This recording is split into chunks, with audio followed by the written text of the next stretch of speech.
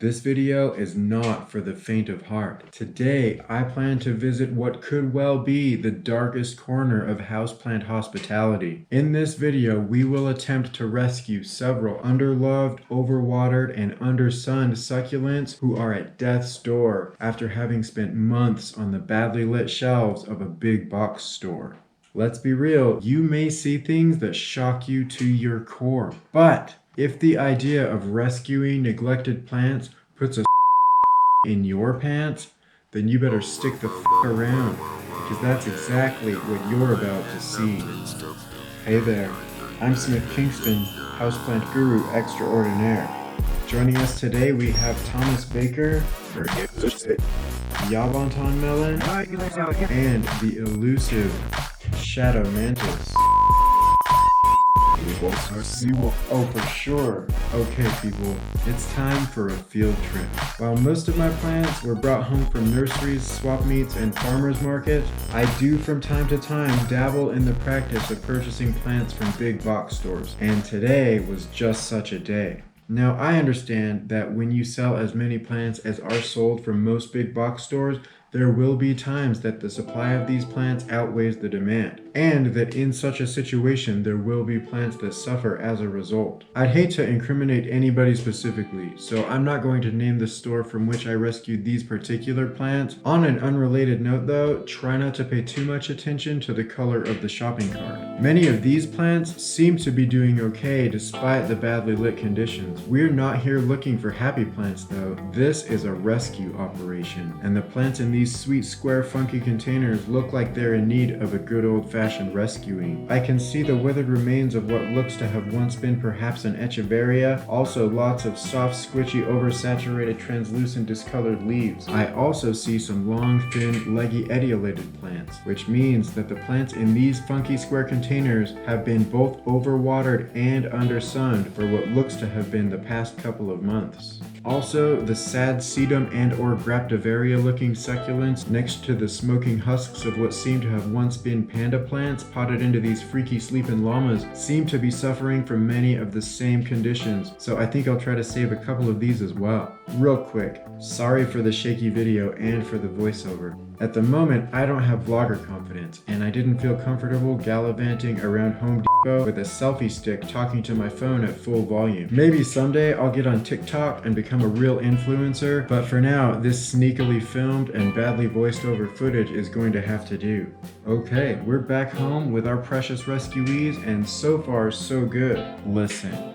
I realized that most viewers stopped watching this video the second they were introduced to a watermelon. I also realized 2/3 of the people still watching this video are thinking things like, this garden gnome looking motherfucker is Touch My Guts Cracker. But for the 3 of you who are still watching this video and thinking that maybe you'll try to rescue some succulents of your own, I salute you and I offer you this warning. Before you attempt this yourself, understand that rescue operations are dangerous, and let me show you why. You might think that you're only bringing home some sad, neglected, leafy friends from the store, but with rescue operations, there is a chance that you will bring home other things from the store. For example, these white, fluffy, cotton-esque features near the crowns of these feng shui jade plants may seem innocent, but let me assure you, they are not.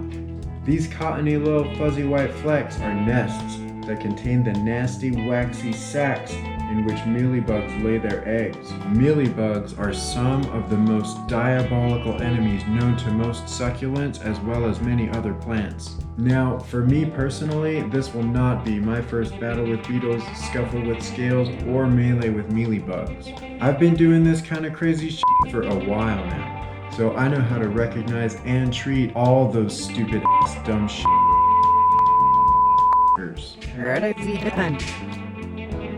To the untrained eye though, it is entirely possible for an overlooked infestation such as this one to sabotage the health of not only the plants that you're attempting to rescue, but other plants that reside in your house as well. Before attempting to rescue any kind of plant, it's a good idea to arm yourself with knowledge as far as knowing how to defend your plant from its multi-legged nemesis, as well as how to recognize them. I plan to treat these tiny, sneaky, sap-sucking little shits by hosing them down repeatedly over the course of the next several weeks with this alcohol dish soap solution.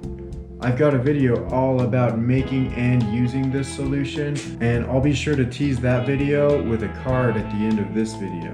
Today's date is December 9th, so we can expect most of the succulents in these pots to be dormant and not actively growing. From here, I'm going to tailor the approach with which I attempt to rescue these succulents with that in mind.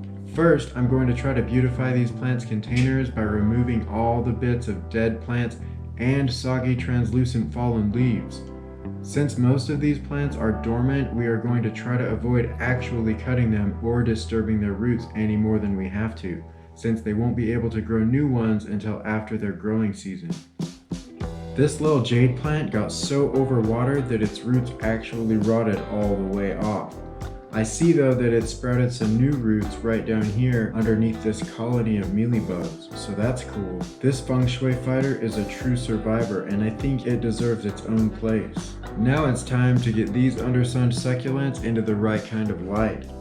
If I were to put them in a south-facing window or directly under this 3000 watt LED grow lamp right now, they would probably get baked to death in just a couple of days because they've been without proper lighting for such a long time. Tonight, I'm planning on putting them near the edge of this lamp's rays and then scooting them towards the center gradually over the course of probably a little bit more than a week. This approach should give them time to acclimate gradually. Now let's talk about water. Judging by the vast number of soft, squishy, translucent, discolored, oversaturated leaves that I removed from the containers and the state of many of the leaves that are still attached to the plants, it's safe to assume that over the months that they were being neglected at Home Depot, they got a little bit overwatered. To correct for this, I don't plan on watering these leafy survivors for at least 3 weeks, and I'll probably wait even longer depending on how they react. All these plants are succulents, and hopefully giving their roots a chance to really dry out will help to stave off any ongoing fungal infections and or root rot that were sustained over the past several months. I'm pretty sure that most of these leafy survivors will make a full recovery, and come springtime, I'm looking forward to having lots of fun repotting them and maybe even taking some cuttings. Let's be real though, these plants might not all survive. I'm not going to name any plants specifically, but I won't be too surprised if within a couple of weeks it becomes clear that as opposed to having purchased a couple of slightly overpriced succulent containing llama shaped containers, I actually purchased a couple of very overpriced llama shaped containers. Hey, listen, do you like bad graffiti, worse jokes, wacky macrame, and pretty good advice about how to take care of your houseplants? Well then f***ing subscribe! Thanks, Baker. That's right. Click that notification bell too so you never miss a new video.